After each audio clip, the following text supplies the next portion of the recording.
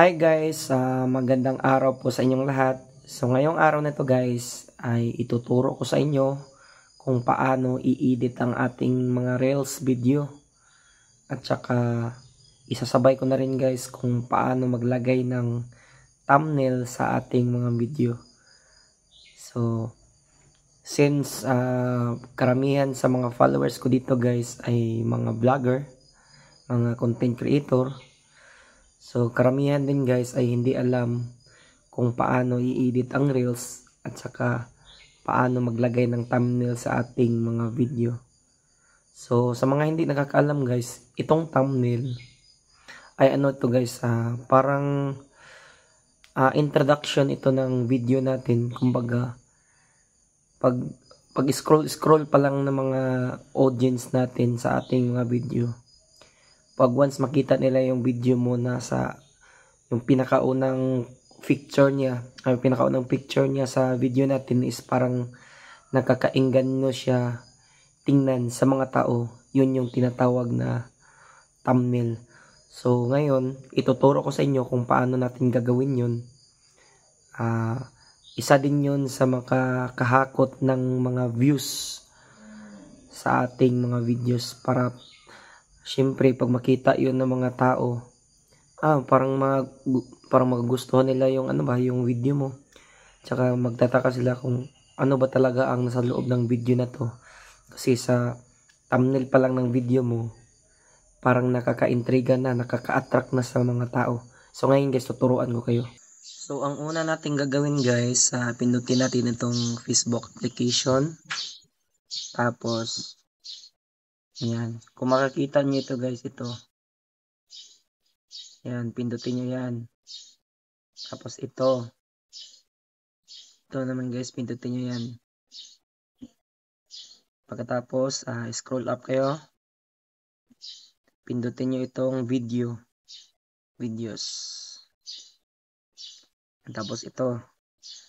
Ito yung magiging sample natin guys. Itong si Uhahay nag-referee sa si Elias. Click natin yan. Pak. I-pause muna natin. So kung makikita niyo itong tatlong dot dito sa baba guys, yan. I-click niyo yan. Pak. Tapos kalagay dito si video, unpin video, remix video, translation, view edit history.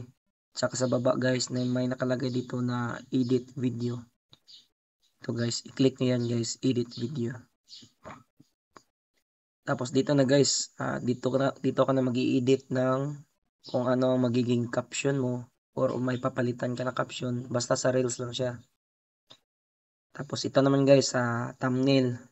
Kung makikita niyo ito guys sa left side, i-click niyo yan, pak.